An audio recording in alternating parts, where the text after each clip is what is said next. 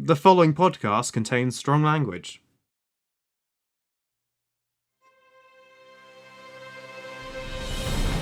Hello, and welcome back to the Ciné Rambles podcast. You're listening to Nick, and Andrew, and we're here with your fortnightly fix of film-related ramblings. So, I've been watching Legend of Korra because I finished The Last Airbender. Yeah. The first series is pretty good. Second series, very hard to get into, but I must say the last few episodes of Series 2 actually do get a lot better. Oh, really? Yeah. Because I'll tell you what, this is actually part of the thing I want to talk about. And it's part of why I think Korra this isn't necessarily a bad thing, right? She is a lot, or maybe not a lot, she is less likable than Aang as a protagonist. And as I say, this isn't a bad thing, and we'll explain why. But in both Series 1 and Series 2, I haven't seen 3 and 4 because I'm working my way through it. That's 4 seasons? Yeah, there's 4. I thought there were only 3. No, that's 4. Yeah. They both start in a very similar way, as in she is very bullheaded and refuses to back down, and she doesn't want to be patient, and therefore gets herself in a pickle and then has to go through a spiritual transformation or go through like a traumatic transformation to overcome the problem. And you, especially in Series 2, Series 1 as well, but to a slightly lesser extent, I always felt like in the early, first 5 or 6 episodes, she is always doing the wrong thing. Whereas Aang, you're always behind him, like, oh, okay, you are definitely doing the right thing in this situation, and the reason you aren't succeeding isn't because you're doing the wrong thing. It's because your adversaries are ruthless and evil and skilled, and you're just getting away from it, or just succeeding, or failing, which is fine because what I do really like is that Aang and Korra are very different characters, and it would have been very easy to just make Korra Aang 2.0 and, have it be basically the same series. But she's not. She's very different from Aang, which I do really like. And also, the other thing that's really good, she doesn't overly rely on the avatar state, which was sort of a get-out-of-jail-free card for Aang. Yeah, until they sort of tried to nerf it a bit more. Yeah. In second series. Every time anything went wrong, he'd just be like, yep, avatar state sorted. Anyway, but in the first series, there's only once where Aang is definitely in the wrong, and that's when Barto of the Water Tribe, the messenger comes and gives Aang the map to show where Korra and Sokka's dad is, the rendezvous point. Katara. Yeah. Is that what Korra. That's what I said? Oh, to say Korra. Sokka and Katara's dad is. And they're like, Aang's being selfish. He should give it to them straight away. And that's a teaching moment, and that's good character development. Whereas in Korra, it's like every single episode you're like, oh my god, please, Korra, you shouldn't be doing this. Please stop. But like in series, you've seen Series 1, but how she gets to Republic City and the first thing she does is smash up a fucking shop, beating up some gangsters, and it's like, yeah, you did the right thing, but you smashed up a shop. And then when the police are like, we could have dealt with this, and you've just caused loads and loads of damage. And she's like, oh, what the fuck? How could this be like that? And you're like, well, they are right. And also when she's, again, she challenges Aman to a fight. She's just like, come on then, let's go and sort this out. And she's like, Korra, you just absolutely shouldn't be doing this. Just throughout the whole series. And it's not until the end when she has that realization of, I need to be the patient, I need to do these things, and it is character development, which is good and fine. And again, I like it because she's not just Aang. Yeah.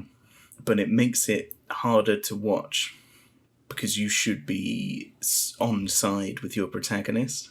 Do you know what I mean? Yeah, you should sort of, even if they're flawed, you should still sort of be, yeah, on their side and with their decisions to a And degree. it's like, you never want her to fail. At no point during the series is like, oh, I don't want Korra to win this. You always want her to win, but you just, it's the way she goes about everything. You're like, ugh, just don't, just, do it a different way or something like that. I mean, it just makes it hard to watch, and especially in series 2. Series 2, again, like, it does get a lot better because you get a lot of really cool history stuff. Like, you see the first ever Avatar. What nation was he? Or she? There wasn't any nations. Oh, Oh, the plot thickens. yeah. But yeah, like, that stuff is really interesting. It gets a lot more intriguing. To begin with, you're like, oh, this is a bit boring. And also, again, she's just being very bullheaded. She's just angry at everyone for no reason. She tells Tenzin, like, oh, I don't want you to be my teacher anymore because you're useless. And you're like, he really isn't useless, like, at all. Like, he's actually super good. So, and also, he is the only person who can teach you airbending. So, why are you getting rid of him? So, which I think especially found that hard to get into series 2 because you're just doing the wrong thing. See, that wasn't why I struggled to get into season 2. Because I really loved the concept of season 1 with the whole Anan taking the powers away. Yeah. And I was like, that's a really cool intrigue. And just as it was getting started, it's like 12 episodes in and it just stopped. Yes. And then season 2 was like, here's a completely new plot. I'm like, I don't want a new plot. Yeah. And there is reason behind that.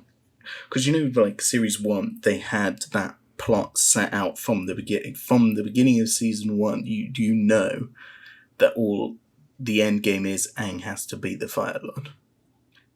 In Avatar. In the Avatar Last Airbender. Yeah. So you know that from the beginning. So you know the end point. And the writers knew that. They knew, we've got 3 series to tell this story, which is why it's so brilliantly paced, written. You know, they knew exactly what they had. Whereas in Korra, I think they only got given 1 series at a time. Yeah. So that, like, they didn't know if they were going to get renewed or not. So each season is sort of a contained story, which is fine. But you are right. The first time I watched it, I didn't think it was that abrupt, but rewatching the first series, you are right.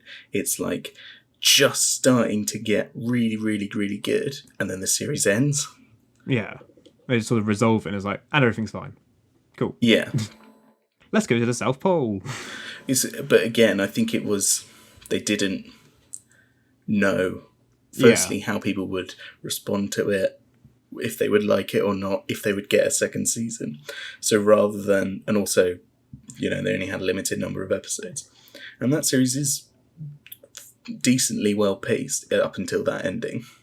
Yeah. Because their, like, final showdown is very abrupt. If you know what I mean. Like, whereas The Last Airbender, you have 4 episodes of final showdown. Yeah. You have, 80 minutes. Might be Whereas close to this 90 is even. 20 minutes, and half of that is their final showdown. Yeah. I mean, it's good. I really enjoy that. I think Aman is a very, very good bad guy. And the last 5 episodes of Series 1 are genuinely very, very good. I did really, really enjoy them. So is it worth watching Season 2? If you can get through it, if you can get through the first... it's quite a lot. First, 6 or 7 episodes. How long is the season? 13 episodes, I think. So if you can grin and bear through about half of a season... It's not bad. It's just not intriguing in the same way that the Series 1 was. And then on top of that, it's hard to like Korra. Not that she's unlikable, but you know what I mean? She's just abrasive. Yeah. And you love Aang, and you support him, and you really want him to succeed, whereas Korra, as I said, she's just bullheaded, and you're like, she's just throwing away these good things.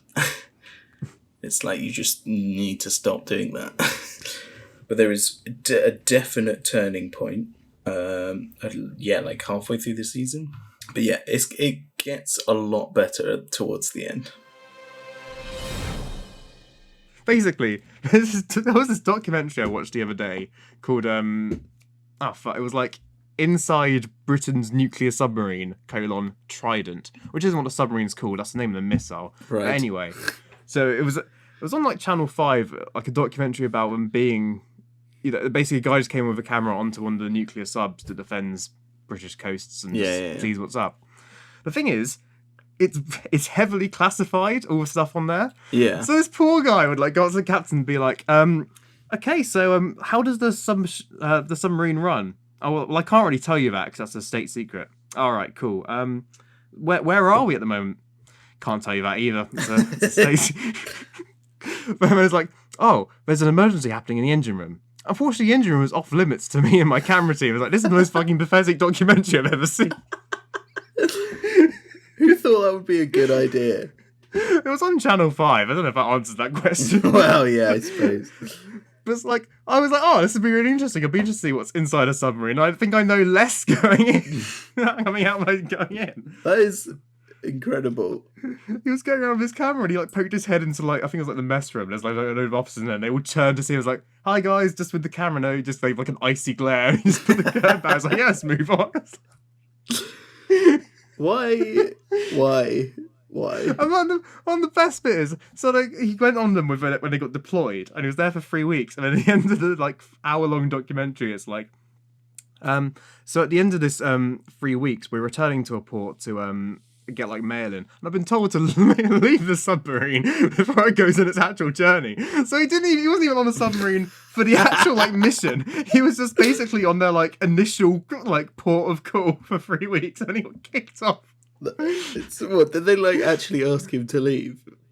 They didn't ask him to leave. It's just he was only contracted to do those like 3 weeks out of like, a submarine mission is like 6 months long. Yeah. So it's just like they left the original like Dockland and then went to like one other town to get like some mail in, and then they were going to go off for 6 months. And that's as long as he was like the last 3 weeks, and then he was gone. That is outstanding.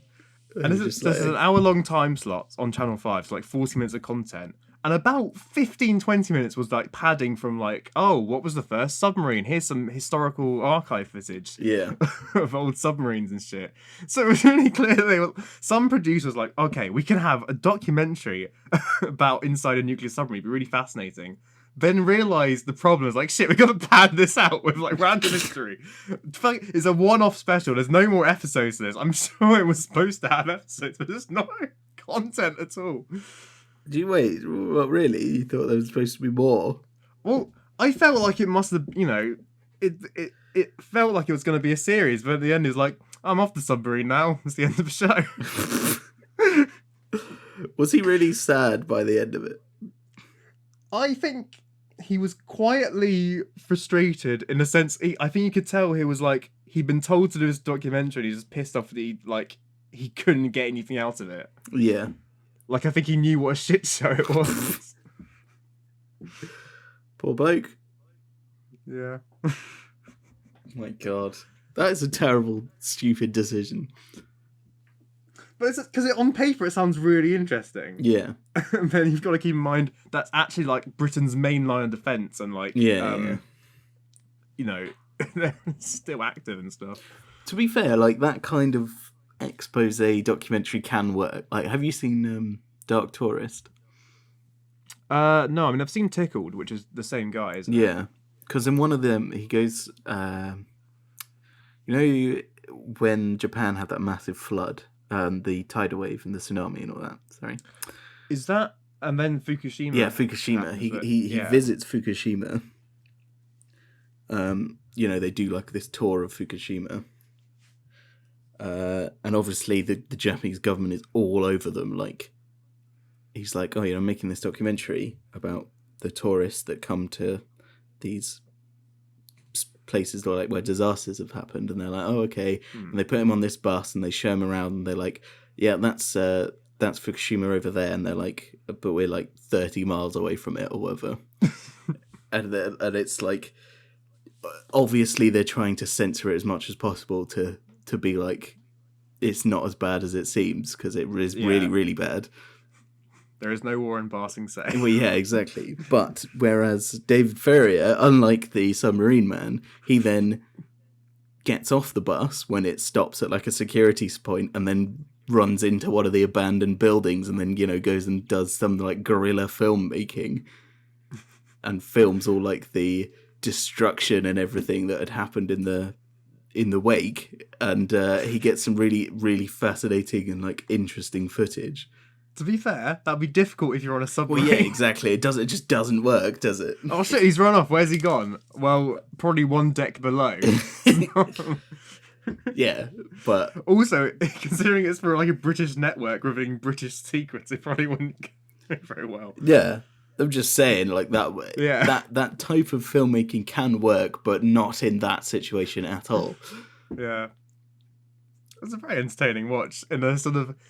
What in the are same you way doing? watching a bad film is an entertaining watch. I wonder if a producer got fired over that. I mean, you'd hope so. Jesus Christ. I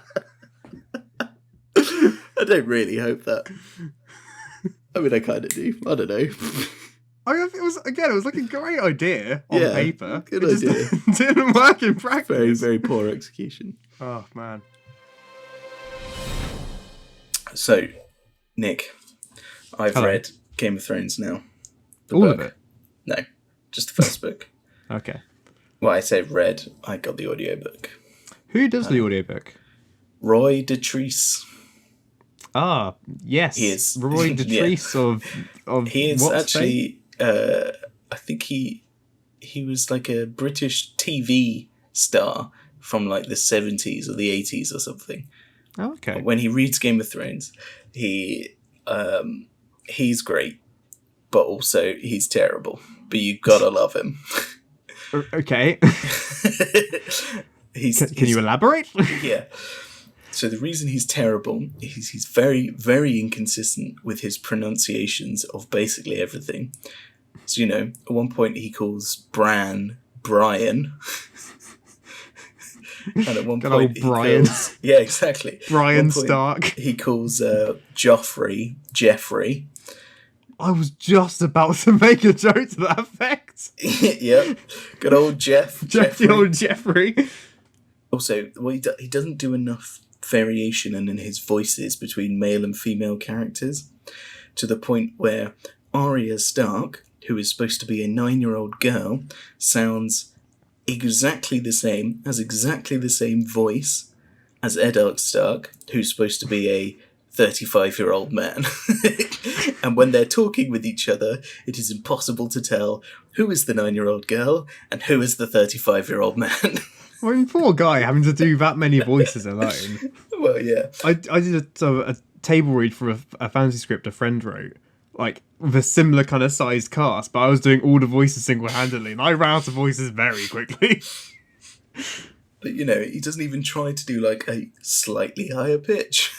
Oh, you should have heard my woman's voice. It sounded something like this. That's bad. That's bad. But also, Tyrion Lannister inexplicably has, to begin with, a West Country accent, which then rapidly changes to a Welsh accent. Oh, you wouldn't know anything about that, would you, Andrew? No. Has a splash of Northern Irish for a little bit, and then goes back to Welsh. But the thing is, Jaime Lannister and Cersei Lannister have like posh accents. But they're all supposed to be from the same place. They are brothers and sisters who are probably living in King's Landing for the same amount of time. Tyrion associates with riffraffs, that's what it is, clearly. Fucking hell. He's just Welsh. Well, Welsh are riffraff. Wow. Goodbye, Wales. It was nice having all two of you on the podcast. The book is very, very good, by the way. Okay. It reminded me of how great Game of Thrones really is. But used to be. Yeah. Before it was And this is the thing. ruined. There's a couple of fundamental well, they're not fun. Well, no, not really. Oh, well, I guess that's the end of the segment then. They're like mini fundamentals because they're not really a fundamental change, but they are something that's in the TV show that's not in the book, that enhances characters and doesn't really change things necessarily, but really assists with their characterization. And this is something I want to point out that the TV show does very, very well and adds to the story, makes it better, improves on it, which I think is impressive. And like, want to point out that Dumb and Dumber, D&D, Oh yeah, the writers, Dungeons and Dumbass. yeah, to begin with, they were brilliant, and like genuinely they were. Their adaptation skills are outstanding. Yeah, when they had a book to work with. Well, yeah, but exactly, that's what I mean. They are very, very good at adapting. They just couldn't write it themselves. But I just want to give them credit where it's due, because everyone likes to shit all over them, and fairly, but credit where credit is due. Their adaptation of especially like season 1 is fantastic. It's the book to the T, and it is excellent. But And that's also one of the best seasons. Yeah. They add a couple of scenes here and there, which really, really help to bring the characters alive and give you a sense of characterization that isn't quite there in the book. For example, there's 2 scenes I want to talk about, and they're both with King Robert Baratheon. Then they're not in the book at all, but they're just very interesting, and they make King Robert a lot more well, not necessarily likable, but they humanize him a lot more.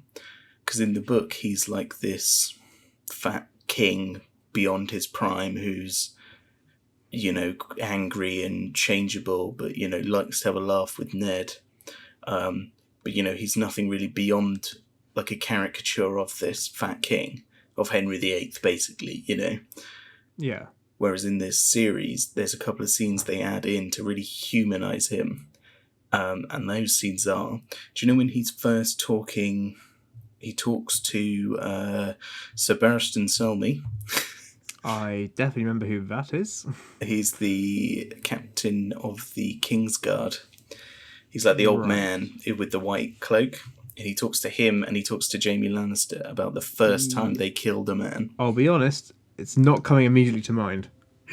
They're like in this room, and he's sat down, and they're like telling war stories about the first time they killed someone. And Robert just has this speech about how the man he killed was like, always a whelp of a boy. He was just like this squire or something, and he was this hulking giant of a man who just killed him in one blow with a hammer. And he's like, oh gods, I was strong back then. But it really humanized him in a way that the books doesn't. Because, he's reminiscing about the past, and he's like, oh, how strong I was. He knows he's beyond his prime, which you don't, you get a bit of that in the book, but it really elaborates on it. And also you get those scenes with that same scene with Jaime Lannister, which characterizes him a lot more, because he's barely in the book. He's sort of, in it a little bit, but he barely shows up. He's only in like a couple of chapters. But so you just get this good characterization that they obviously wrote themselves that just isn't in the book, that really, just enhances the characters. And another scene is again with Robert Baratheon when he's talking with Cersei and he's like, did you ever love me? With Cersei. Do you remember that scene? That rings more of a bell. Again, he's in like this, I don't know, council chamber or something, and she comes in and they're talking together about how oh, did you ever love me? What was it like in the first? What went wrong? Blah blah blah blah blah blah. Yeah. And it's like but again, Cersei Lannister isn't really in the book very much. I mean, she's there, but she doesn't really say very much. So you get this sense of humanity that she doesn't really have in the book. You can just tell that she's a person. Yes, she's a proper bastard, but she also, in that scene, you can understand her motives and why she hates Robert. Yeah. Why she wants to kill him. And that you just don't get a sense of that in the book. You get exposition from other characters of like why she would want to kill Robert. But in that, you get the real sense of like her loathing and her hatred for him that really, really helps to characterize her. That's one of the things I really liked about the series, is that it sort of, even its most vile characters and all its good characters, just everyone, regardless of who they sort of presented as in the story, are still, they're all human. They all have flaws. They all have strengths. They all have, human needs and wants. And I really liked how that.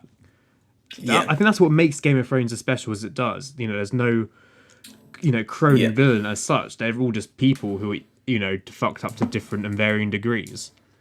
But also, what I like is everyone succeeds and fails, regardless if they're good or bad. Yeah. They've all got highs and they've all got lows. And I think that's great. It's just very, very good. Yeah, it's just very good writing, is it? Because they're very human. Yeah. Anyway, that's that.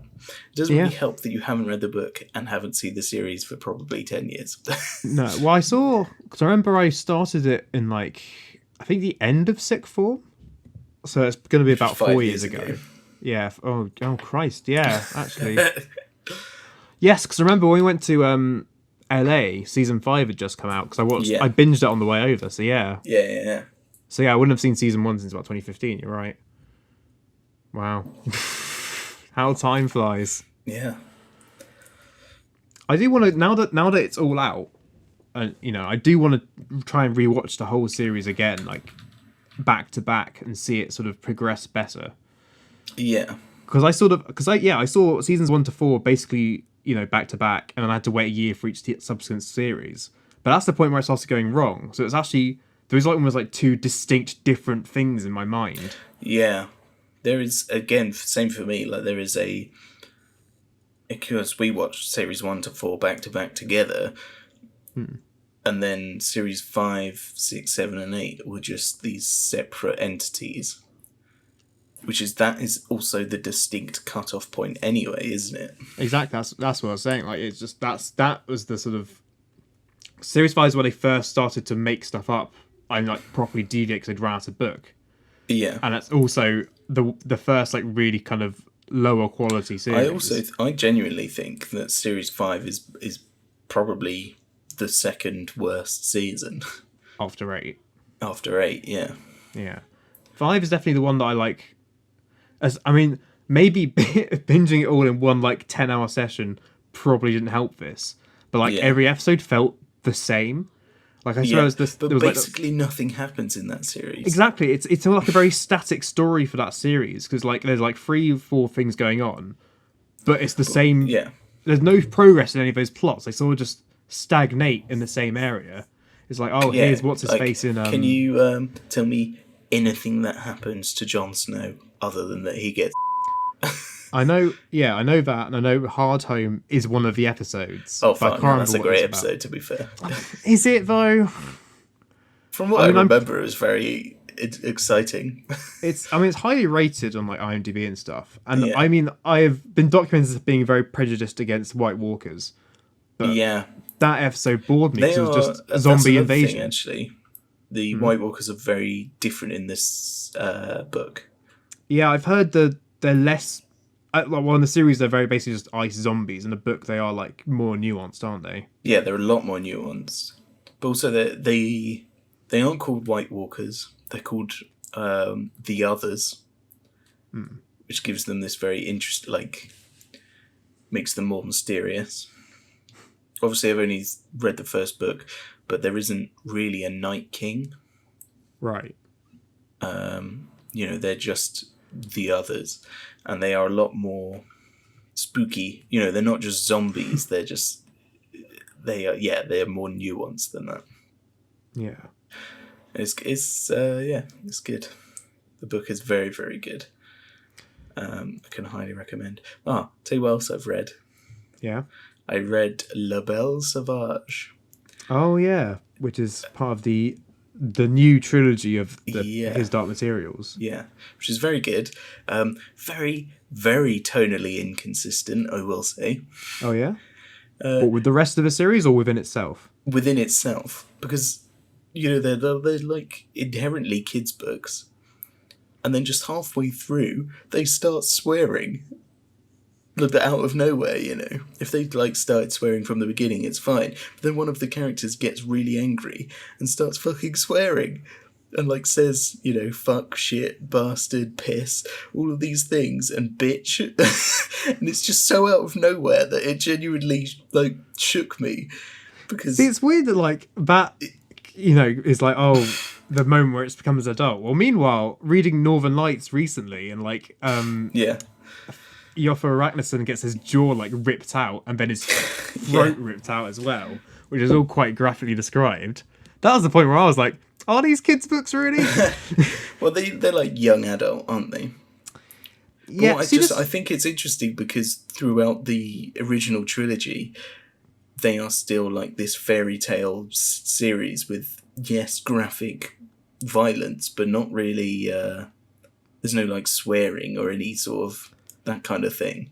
Whereas in this book, there is, but also there isn't any until the last half of the book, which just comes out of nowhere and then goes back to being this fairy tale kids book and then comes back out of nowhere.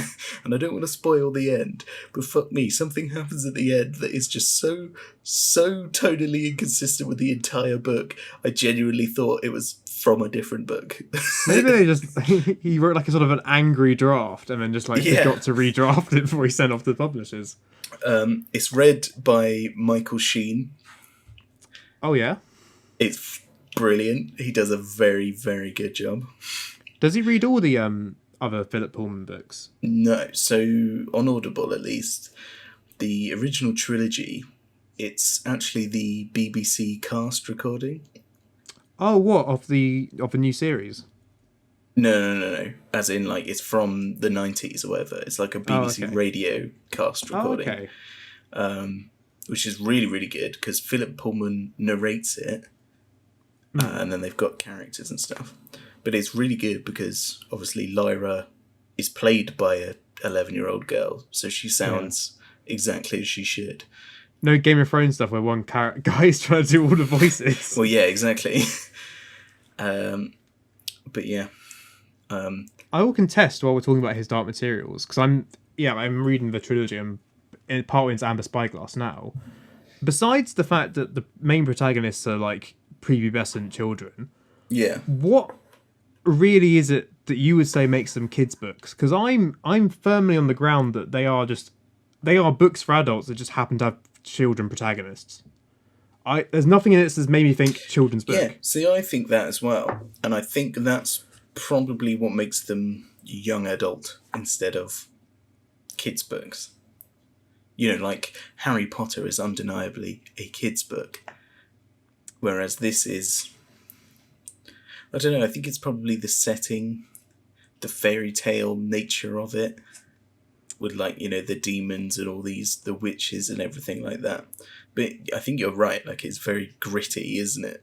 And it's not, you wouldn't read that to a 7-year-old. No. The only thing I can think of... I read it when I was about 8, so... Yeah. The only thing I can think of reading it that seems to be makes it a children's thing, and even this is contestable, is the whole... All the things to do with dust and sin and stuff, it seems there's a moral to it, which is about growing up and changing and sort of being comfortable in yourself and the changes that will happen to you. Well, the whole thing about the dust and your demons settling is just puberty, really, isn't it? And yeah, and the whole thing with the church sort of trying to get rid of it. It's the moral is just be you, don't worry about all this. So that's the only angle I can really see it being feasibly a kid's book. But otherwise, I think it's just a Just a standard book. fantasy. Yeah, it's not even necessarily young adult. I think it's just it's just straight up adult fantasy. But there are just kids protagonists. Yeah, yeah, and that's. I think that you could definitely argue that. You Yeah, could definitely argue that with La Belle Sauvage yeah, more so than with the Northern Lights and all that. yeah, Because again, like the Northern Lights is almost all from a. Oh no, well, I can't really say that. Because it's almost all from a child's perspective, but then so is La Belle Sauvage. So, and yeah. I I suppose you think that can. is what I really like about the books is he writes about very adult themes from a child's perspective. Yeah, And I think that's very interesting. I really like that. There's very complex subject matter in it. Like, not only is there deep, in-depth sort of like jabs at religion and sort of Yeah, theology there's a and lot of stuff. theological stuff, Yeah, isn't there, which I but really also like. it's getting like really into like dark matter and particle physics and alternate realities and That's stuff. another thing I really, really like about the Amber Spyglass is how like really sciencey it is. But Yeah, it's very, but very well written. it's rare to find like both of those kind of topics explored in this kind of level of depth thematically in the same series, because those are normally like polar opposite topics. But I like that it tries to combine them. It still surprises me in a way, but I'm genuinely kind of interested in how it looks at that. Yeah. The third series of his Dark Materials is going to be very interesting Yes. because there's a lot I've of really weird stuff in the book. I've already told you about the one scene that I'm interested in transcribed. Yeah, that's fucking weird.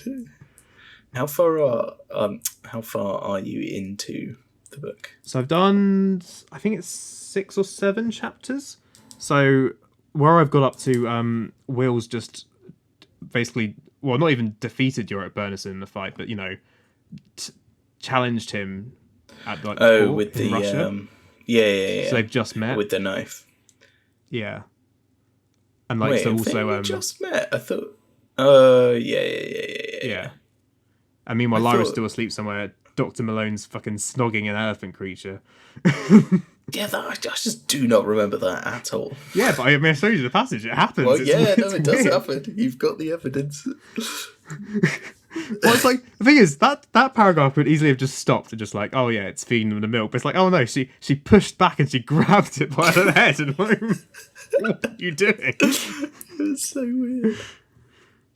I tell you what else I really like about the books, and I'd be interested to see how they do it in the series, is how both Mrs. Coulter and Lord Asriel, they're both obviously bad, but they are also, you can understand where they're coming from. Yeah, and They're Lord both Asriel was sort of like, understandable villains, and I can never. Well, I can tell because I know what the story is, but Lord Asriel, you sort of want to root for him. Do you know? that's the thing. The way he's framed, especially so far into Amber Spyglass in the first couple of things, it's almost like he is the protagonistic side. Like it's almost like he's in the right. Yeah. Thing is, that's what I think is brilliant writing because he's presented as the protagonist, but he's just ruthless and willing to do anything to achieve his goal, which is obviously he's unbending, which is an antagonistic trait, but he is presented in this protagonistic light, and it's such an interesting villain. Yeah. And it's sort of similar with Mrs. Coulter because at the end of the day she does really care for Lyra. She's just ruthless and on the wrong side of things. Yeah, I remember saying back in season 1 when we were talking about the TV series, like Mrs. Coulter she might be an evil person, but at the end of the day, her intentions of Lyra is just it's her daughter and she just wants to care for her as a mother. Yeah. Unfortunately, she's just a terrible human being. Yeah, but exactly. Her love for her is actually genuine, and that's all she really wants in the end. How fucking brilliant casting is Ruth Wilson for her, though. It really is. The thing is, now reading the books after it, I now can't picture anyone but Ruth Wilson. I know, right? I cannot picture anyone else other than her. Yeah. The thing is, though, James McAvoy just isn't Lord Asriel in my mind. No, I could see. I haven't seen the film, but Daniel Craig on paper, I could see more. I could see that connection. And There's there's something very no gruff offense to about him. Daniel Craig, but he just doesn't seem intelligent enough. I think Because he's definitely got more that of a brutish, cold Yeah. side. But, Lord Asriel is a scientist, and he's very, very intelligent. And I Yeah. think James McAvoy is too soft. He's not cold enough, but he's got the, sciencey side. You just need, the middle ground between Daniel Craig and James McAvoy. I also feel. I mean, we'll see more of this in the upcoming second series, but Yeah. I'm also not too sure about what's his face, Moriarty as Will's dad, Andrew Scott, Will Parry. No. What's the but his dad dad. called? Something Parry. Something Parry. But Yeah, because I also pictured him as a really old man. I don't know why. Yeah. Well, the way he's described as it's like this. Well, is that getting into spoiler territory? Whatever. Say it. But I picture him just larger built really than Andrew Scott. Yeah, well, I just pictured him as this wizened old explorer who is wise and kind and not Andrew Scott. Yeah. I don't know, just obviously we don't know how it's going to be portrayed. Yeah. I'll be interested to see. I'm very excited for season 2 now. Yeah, because season 2, whereas everything starts to get really funky. Yeah, well, that's good. Yeah, it's going to be the subtle knife, so it's all going to get into the other world. Into another dimension. Yeah, alright. That's enough of that shit, Nick. Right, so I'm going to do a quick spoiler corner on Planet of the Apes, little known science fiction from the 60s. Which The original, then? Yeah, Not the circus. No, not the remake series or the Tim Burton remake that no one likes. Just quickly, on the side, Yeah. I really don't like Mark Wahlberg. No? No. What do you think of him? I'll be honest, whenever someone says the word Mark Wahlberg, the first picture in my head is Matt Damon. Excellent. Which, I mean, that's probably... that probably sums it up. I'm sort of indifferent. I don't know. For me, I just haven't seen a single film with him in that I've liked. And he is just not very good as an actor, I don't think. I just don't like him. It's just, he was in one of the Transformers films, he was wasn't he? in the 2 most recent ones, 4 and 5. Oh. Yeah, let me look him up. Because there is something I saw him in that's actually where he's good. Ironically, I then can't think of what it is, so that shows how good that was. There you go. Oh, Okay. yeah. Deepwater Horizon. Oh, yeah, he's supposed to be good in that, isn't he? Yeah, I was actually quite surprised by how much I enjoyed that film. It sort of had a oh, why can't I think of any films today? It had a very vibe. Insert film with a sort of realistic. I'm not Titanic, but something like Titanic. It doesn't matter. But it's the way it captured the disaster had this really sort of gritty, realistic feel without going the full documentary style route, which I thought was really cool. Fuck, what am I thinking of? Is it Chernobyl? He's not in Chernobyl. Maybe. Wait, do you think he's in Chernobyl? He's No. not in I'm Chernobyl. trying to think. No, I'm talking about the idea, having a sort of a disaster and destruction and stuff that feels sort of cinematic but realistic. And I was thinking Chernobyl might be what I'm thinking of. Yeah. Anyway, this isn't Anyway, Planet of the continue. Apes. Yeah. Ignore me. Okay, so obviously, when I'm talking about spoilers for Planet of the Apes, most people probably are thinking of a twist and think, well, surely he can't be covering that on Spoiler Corner. Everyone knows that twist. And yes, I am covering that twist. But there might be some people out there who've not seen Planet of the Apes. So on the odds that you don't know the twist at the end of Planet of the Apes, do skip ahead. And after that one person is left, let's continue. So, we'll start from the end. The big thing of Planet of the Apes, he lands on this planet, and it's there's apes everywhere. Dr. Whatever. Dr. Sears. Yeah. Oh my god, I was wrong. It was Earth all along. But yeah, Can I play the piano anymore? Of course you can, but I couldn't before. Anyway, I hate every ape I see, from chimpanzee to chimpanzee. We can't keep quoting The Simpsons, or I'll never get through this. That's possibly the best adaptation of Planet of the Apes, though. I genuinely wish that was a real musical. Like, we've already got some, like, unironically great songs right there. Anyway. Sorry, continue. So the big famous twist of Planet of the Apes is it was Earth all along. He sees the Statue of Liberty, he's like, oh my god, this planet I was on, the Planet of the Apes, it was Earth. Now, I have a problem with this, having watched it for the first time recently, is that for this twist to work, we have to comfortably assume, before this moment, that the planet they're on isn't Earth. Which is impossible, because the plot literally does not make sense unless they are on Earth. So, for one thing, after they land, they eventually find these humans running around everywhere as wild creatures. Like, okay, firstly, yes, they can't talk and they're wild, but the assumption, assuming this isn't Earth, is that on a completely separate planet from Earth, on a different solar system, possibly, in a different universe, that a creature has evolved to be exactly like humans in their physiology, in their size, and everything has evolved just perfectly. What a coincidence that would be. And then not only that, apes ride in on horseback. That's two more animals that not only had to evolve again perfectly on a completely different planet, in a different galaxy, but end up, the correct physiology and size and mass, but also in relation to each other with the humans. Yeah. So that's a big problem. Then, so there's the whole thing about what's his name? Charlton Heston gets injured in the neck, so he can't speak. So for the longest time, they think he's like the rest of the humans, but he sort of shows his intelligence non-verbally, and they're like, oh, look after him, he's special, whatever. And eventually he speaks, and they're like, oh my god, he's speaking.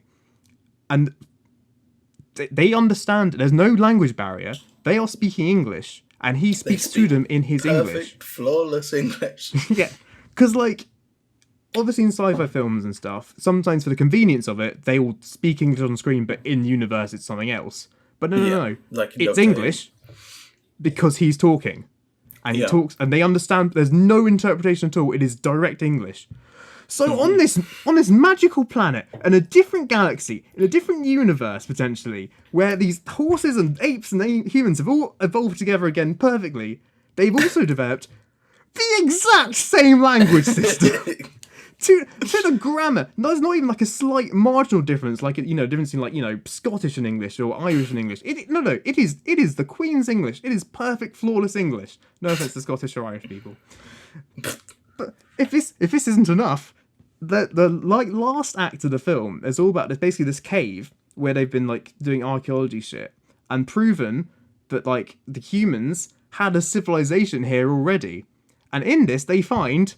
They find glasses, and they find I think it's dentistry tools and something, and they also find a doll. Those dolls you have for little girls, and if you squeeze it, it goes mama. Yeah. They find all this in this cave.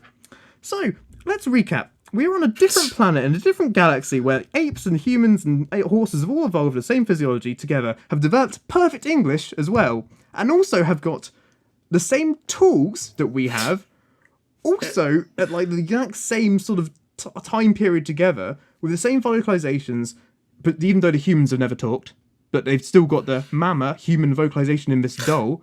They've got all these. Wow, there's a lot of technological inventions here, and also this whole third act unspokenly implies it is Earth, and basically could be covered it up. But then at the end, Charlton Heston, having seen all this, goes on his way, and Dr. Zaius is just like, oh yes, well he'll see. Dr. Zaius. Sorry, continue. He's like, oh, he'll see. He'll go around the corner, and then he'll see the truth. And I'm like, oh, what? But it's Earth. Well, has he not already worked that out? Yeah. Does he honestly at this point still believe this is a different planet? Wasn't he a scientist? Wasn't he a scientist on a spaceship? And he's still under the impression. what are the odds? What are the mathematical odds that this has occurred? And then he gets there, and there's the Statue of Liberty, and he does the famous, "You maniacs! You burn it up! Whatever." Damn Of course dirty. it's Earth! Yeah. From what I remember, like at the beginning of that film, don't they get in a spaceship and then land in like a desert and then like potter around for a bit? Yeah. And it's... Do they wear helmets? I can't remember if they do Oh. or not. Thanks for another detail I completely Yeah. forgot. Not, the planet geography being like the same is sort of excusable because that's probably okay. Although keep in mind, running water is a thing and is drinkable, which is also probably quite high astronomical odds. But also completely breathable air with no adaptation. Gravity's normal, at 9.8 or close enough. That's also more mathematical uncertainty to the equation. But so this rocket ship they go off in. It's one of the planets in solar system, but they're trying to return, but it's like locked on to Earth. Yeah. And this is presumably quite a sophisticated, rocket ship. And so it then lands on the planet, but, it can't possibly be Earth, even though it's... where else would it have gone?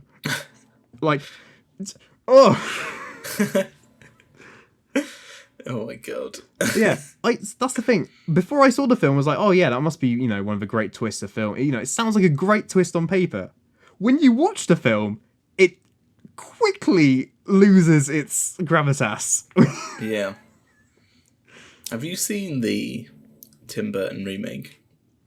I've not seen the Tim Burton one, but I've heard bad things. I have seen it. It's got what's that bloke called?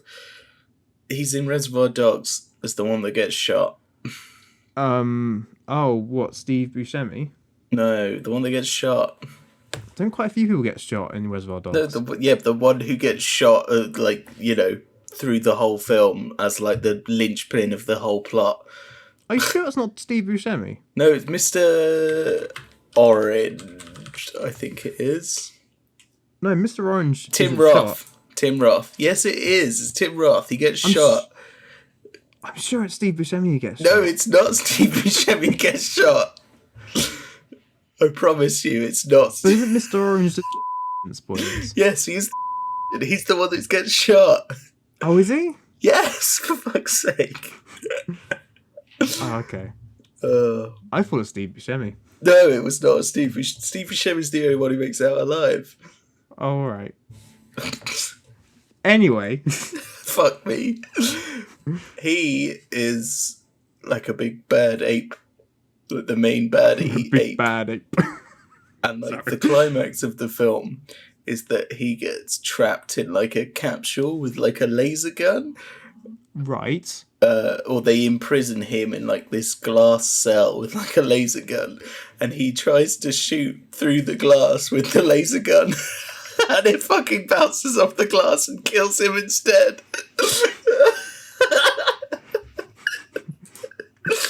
Which, when you say it out loud, sounds like fucking Tom and Jerry level. Oh, that's almost basically what I pictured when you said it. Yeah.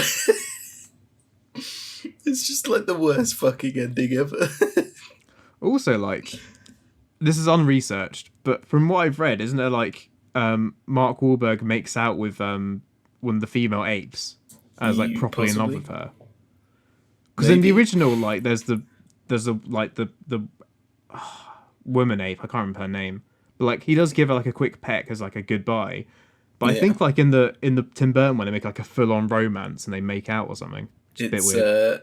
Helena Bonham Carter. I mean, of course it is. It's early 2000s Tim Burton. Yeah. Isn't Johnny Depp in it as well? I don't think so. No? Oh. So, oddity. He's just got this weird, like, laser gun. It's a strange time. Anyway, that's Planet of the Apes. That's Planet of the Apes covered. Fucking hell. Okay, so I think that'll be it for this week's episode. You've been listening to the Ciné Rambles podcast with Nick and Andrew. To keep up with the podcast and all updates, you can follow us on Facebook at facebook.com/Ciné Rambles Official. And follow us on Twitter at Ciné Rambles. You can read more content and articles over on the blog, cinerambles.blogspot.com. Don't send us an email, because Nick doesn't read the inbox. Wait, hang on.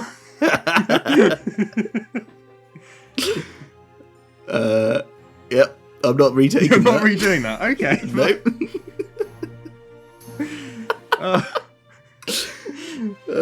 Okay, see you next time. Bye.